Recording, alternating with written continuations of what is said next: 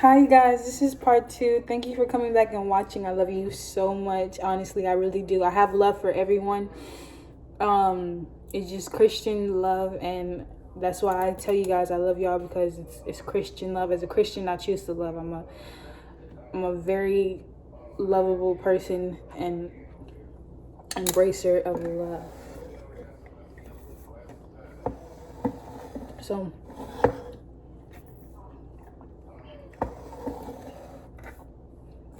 I wanted to say, picking up where we left off, we were talking about being humble and yielding, and how it keeps you respectful, it keeps you honorable, it keeps you dignified.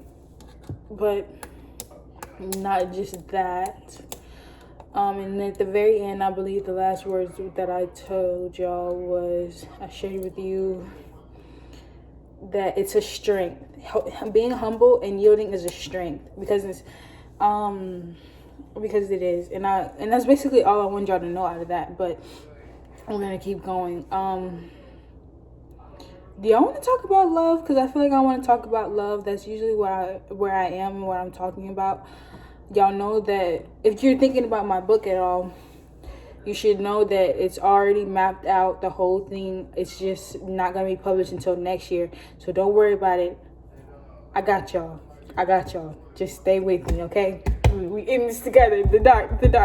Okay, so we're going to talk a little bit more about warfare. Yeah, that's what we're going to talk about. Warfare. The thing right now that's bothering me is medicine, because a lot of people with mental health are dealing with not mental health, but spiritual attacks and spiritual issues. And they're going and they're getting signed on papers, put in the hospital, registered, and then they register them again for medicine, and then the doctor takes their blood and takes this and takes that and says, oh, well, you're just hearing voices. I'm just going to say you have this so you can get the medicine that you need. And that's literally what a lady told me before. She said, yeah, you must have schizophrenia.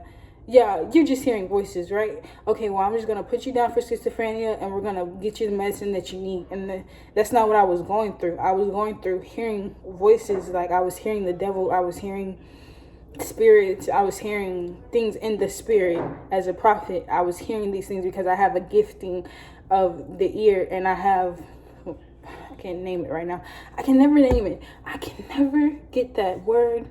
Some days it's just words that I cannot get, and I feel like nowadays that's every day. But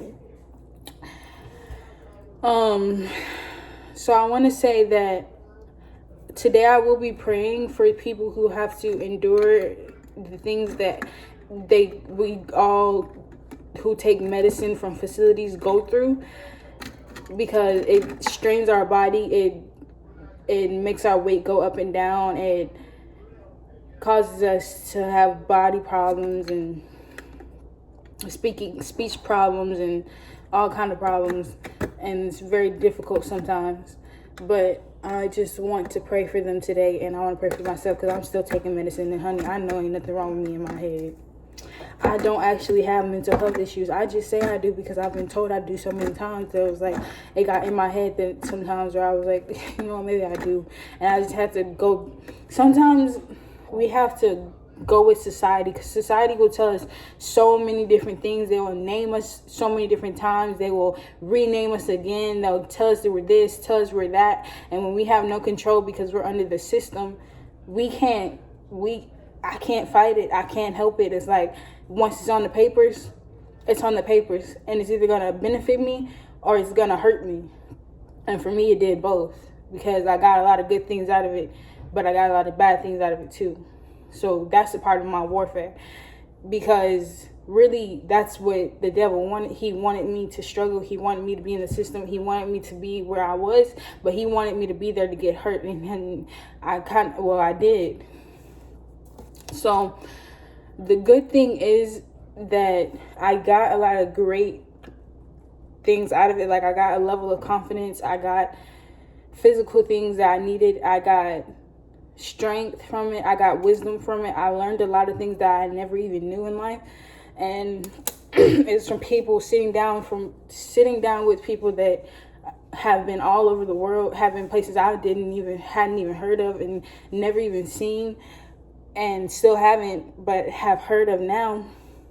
And so for me, it's like those things I take as treasures, because like it could have been different. It could have been where all the things that I went through could have been bad, but it wasn't. And that's because of the grace that I have in my life, because of God. And because God chose for me to not have to struggle so much and not have to endure certain things that I shouldn't have to endure. I'm telling y'all all this because it's like, when you go through something, whether it's the worst thing that you ever gone through or the greatest, take out from it everything good that you can, because it's yours. It's the moments that you've had. It's the times that you've had. It's the places that you've been. It's the people that you've seen. It's the words that you've shared. It's the words that you've talked and spoken. So just take the good out of it, because that's what you need at the end of the day. And that's a part of like really winning through warfare, is taking everything good with you.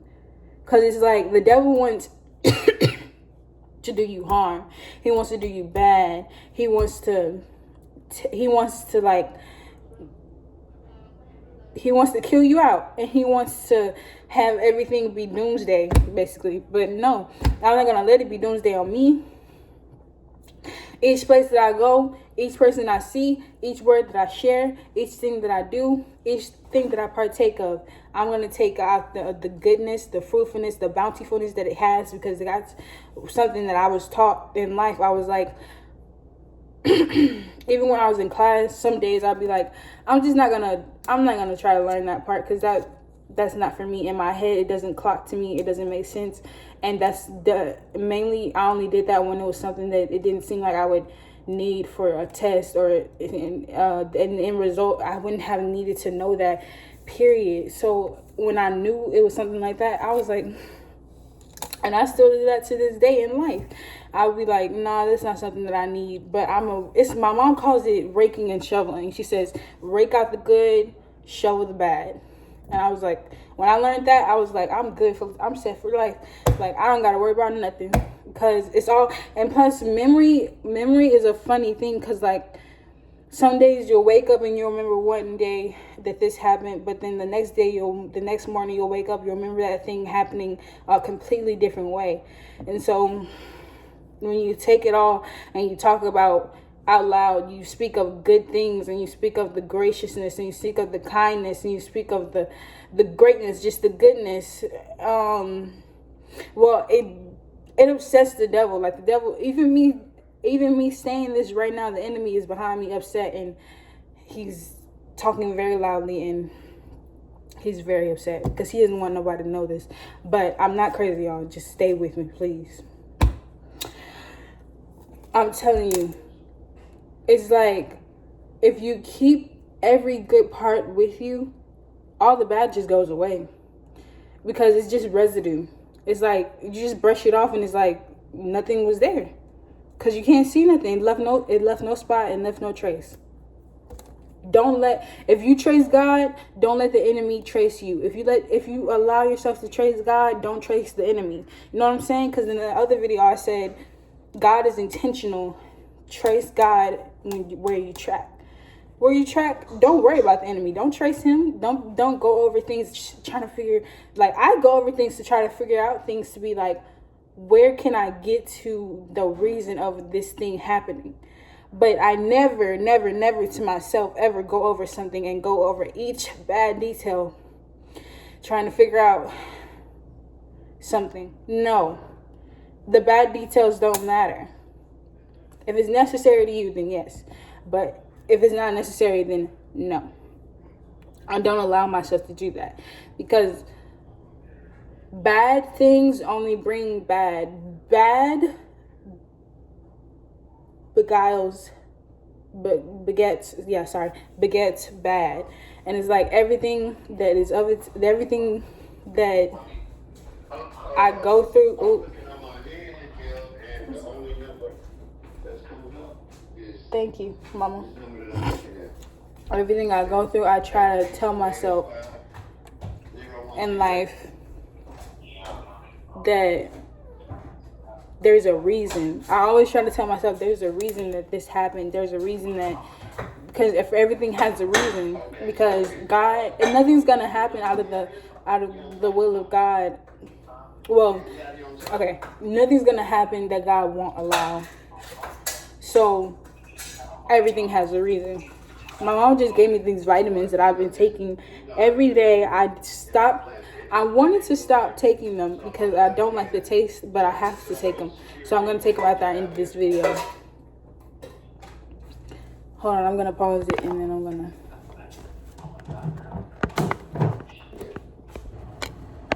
to... Okay, sorry, that was my mom. So... You gotta do short videos. I'm telling you, 15 minutes. Oh, okay. Oh, okay.